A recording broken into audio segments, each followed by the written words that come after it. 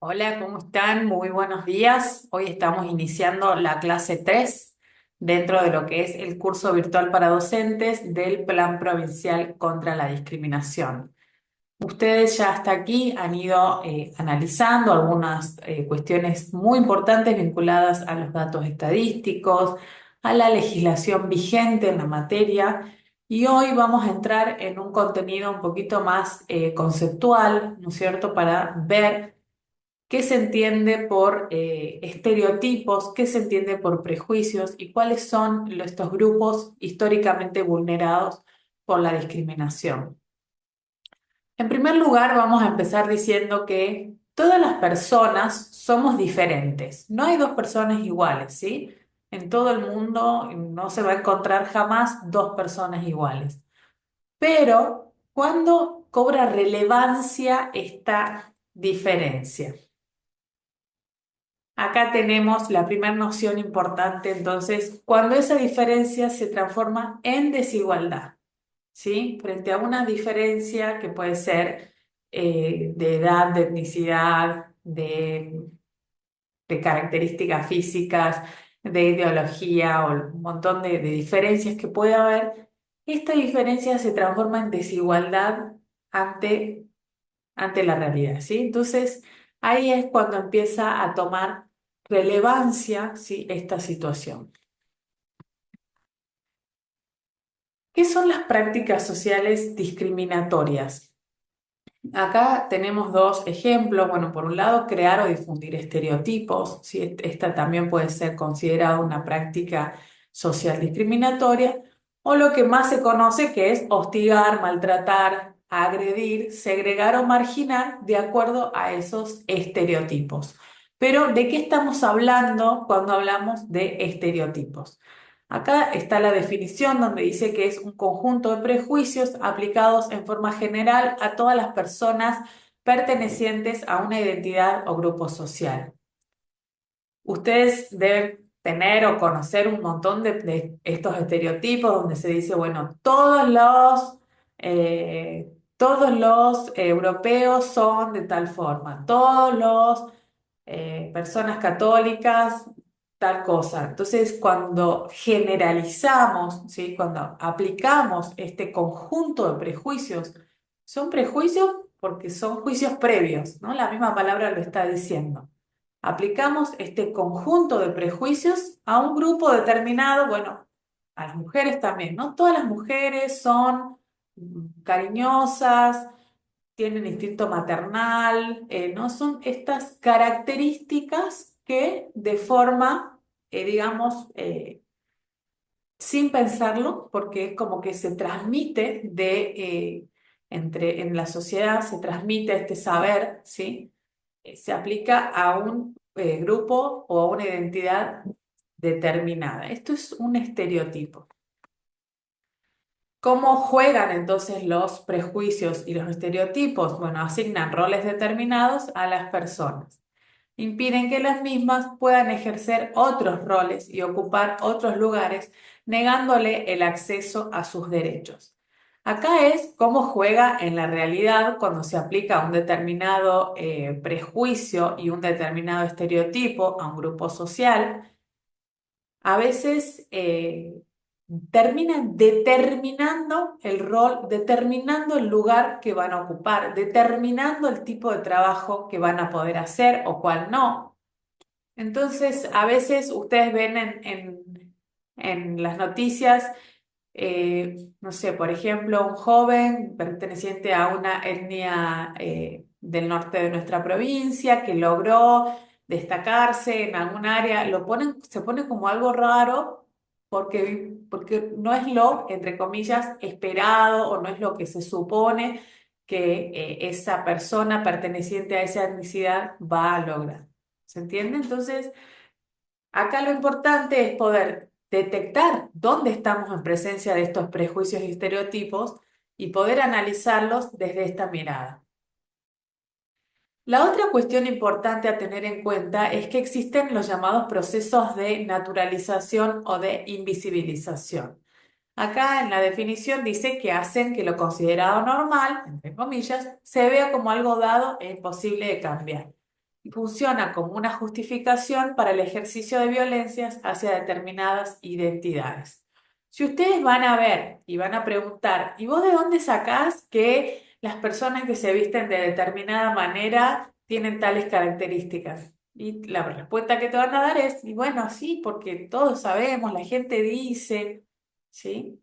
Son cuestiones que nadie digamos, nadie se hace cargo porque es algo que socialmente se reproduce y queda tan invisibilizado el origen de estos estereotipos que se naturaliza. Quiere decir que se da como una verdad dada, como si fuera parte de la naturaleza misma del ser humano, ¿no es cierto? Entonces, esto es lo importante que podamos tenerlo también en cuenta al momento de indagar, ¿no es cierto?, de dónde provienen estos prejuicios y estos estereotipos. Y aquí vamos a hacer la pregunta del millón, que es, ¿a quiénes se discrimina? Ya hicimos todo un camino, ¿no es cierto?, de conceptual, de parte legal, de cómo opera la discriminación, cómo se presenta. Y acá entonces vamos a llegar al punto clave para entender a quiénes se discrimina en estas sociedades. Ustedes vayan pensando a quiénes piensan que se discrimina.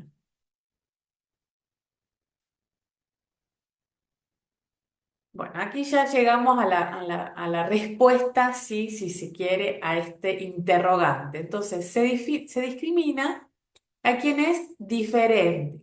¿Diferente a quién?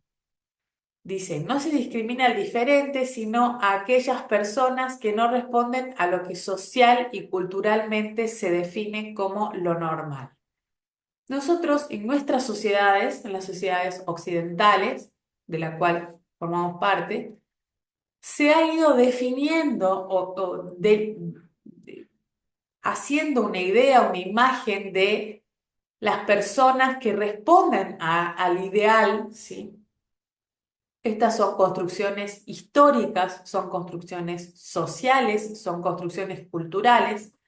Entonces, se discrimina a las personas que no responden a ese ideal, ¿sí? Construido como, entre comillas, por eso está bien, entre comillas, construido como lo normal, ¿sí?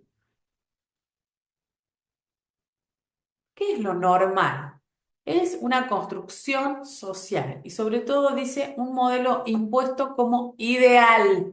Es algo inalcanzable, pero establece los parámetros. Esto es muy importante que tengan en cuenta que se establecen los parámetros sociales de una legitimidad. Cuando se construyó el Estado Nacional y a partir de ahí, a lo largo de nuestra historia en la Argentina, se fue construyendo un modelo de ciudadano que en un primer momento tenía determinadas características y después se fue como ampliando, ¿sí?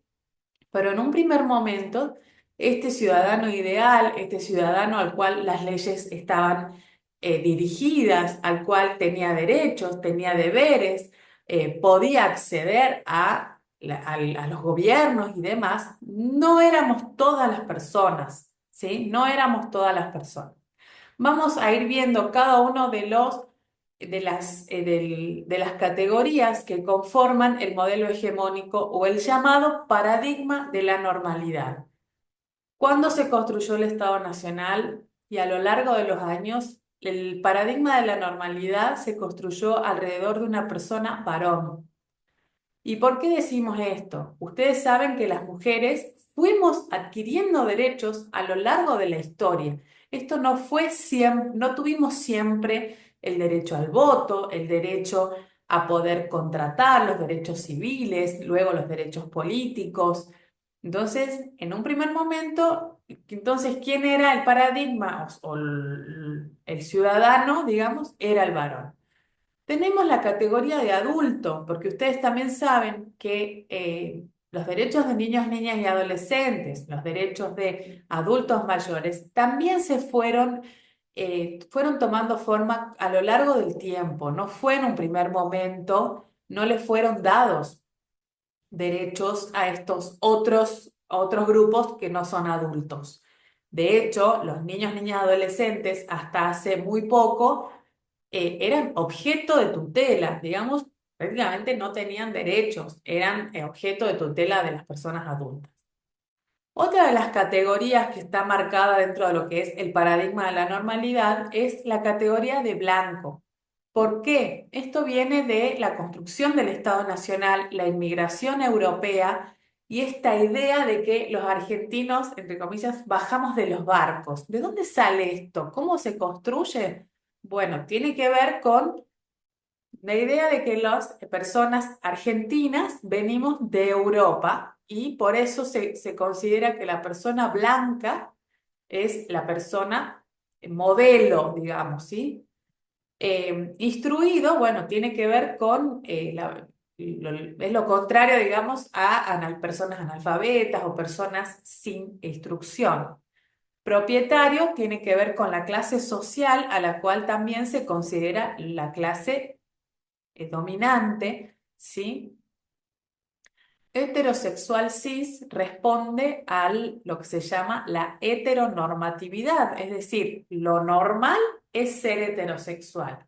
Lo normal, entre comillas, por supuesto, ¿no? Es ser cis. Cis es una categoría que se utiliza para nombrar a las personas cuya identidad de género coincide con la genitalidad que tienen al nacer, ¿sí? Sería lo contrario de una persona trans.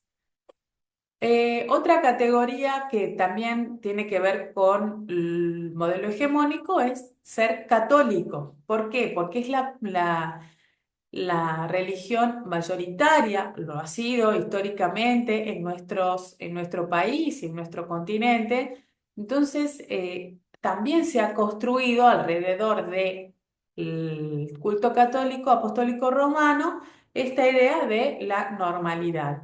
Luego también la persona sin discapacidad. Ustedes saben que las personas con discapacidad han ido a lo largo de los años adquiriendo estos derechos, ¿sí? A tener una vida más digna, tener otra mirada sobre su capacidad civil, sobre las cosas que pueden hacer, sobre las cosas que no, poder acceder a pensiones y bueno, distintas medidas, distintas políticas públicas. Esto no ha sido siempre así.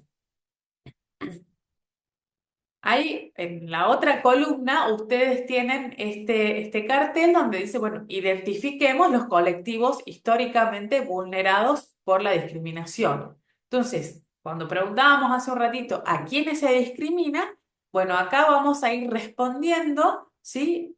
Eh, a- eh, Identificando estos colectivos históricamente vulnerados por la discriminación. Tenemos, por supuesto, mujeres, ¿sí? Personas, ya dijimos, niños, niñas, adolescentes, adultos mayores. Tenemos personas no blancas, es decir, personas afrodescendientes, personas racializadas, descendientes de pueblos originarios. Tenemos distintas etnicidades que tenemos presentes en nuestro territorio. Tenemos personas no instruidas, personas analfabetas. Propietario, bueno, lo contrario es personas de clase baja, de clase sectores populares, ¿sí? Personas de escasos recursos. Heterosexual cis, el colectivo históricamente vulnerado por la discriminación, son las personas trans, transgénero, travestis, ¿sí? Personas homosexuales o gays, personas bisexuales, intersexuales, etcétera, ¿sí?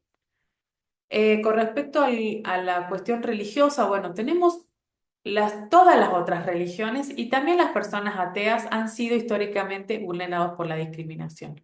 Y por último, por supuesto, personas con discapacidad. Entonces, ahí tenemos, no es casual, digamos, que la mayoría de los tratados internacionales de derechos humanos que están vigentes en todo el mundo, vinculan su contenido a esta otra columna, ¿no es cierto? Hay un tratado contra la discriminación racial, hay un tratado para los derechos de las personas con discapacidad, hay un tratado contra todas las formas de discriminación hacia la mujer, hay un tratado sobre los derechos del niño. O sea, no es casualidad que la normativa ha ido buscando, ¿sí? Fortalecer y reforzar a estos colectivos históricamente vulnerados por la discriminación. Y para ir finalizando este módulo, decirles que todas estas características de las cuales estamos hablando generalmente se presentan en conjunto con otras, digamos, no hay una persona que solamente es varón o que solamente es niño o que solamente es heterosexual, digamos, ¿sí? Generalmente estas características, estas categorías se encuentran interrelacionadas, ¿sí? Con otras, y esto se llama interseccionalidad. La interseccionalidad nos habla de este vínculo y esta juxtaposición, o esta, mejor dicho, unión entre distintas categorías cuando se presentan en una misma persona, y esto genera o puede generar una situación de una mayor vulnerabilidad o de una mayor una pertenencia a colectivos históricamente vulnerados por la discriminación por múltiples pertenencias. Les doy un ejemplo. No es lo mismo ser una persona, mujer, con discapacidad, analfabeta, ¿sí? Digamos, ahí ya tenemos tres categorías que si las unimos generan una mayor vulneración de derechos, una mayor situación de vulnerabilidad de esta persona. Entonces, esta idea de la interseccionalidad es una categoría construida hace relativamente poco que alude a esta conexión o esta presencia de múltiples categorías dentro de una misma persona que aumentan, ¿sí?, su situación de vulnerabilidad. Bueno, acá, como siempre, les dejamos los contactos. No se olviden de, si tienen alguna duda, escribirnos y seguimos adelante en el próximo módulo. Chau, chau.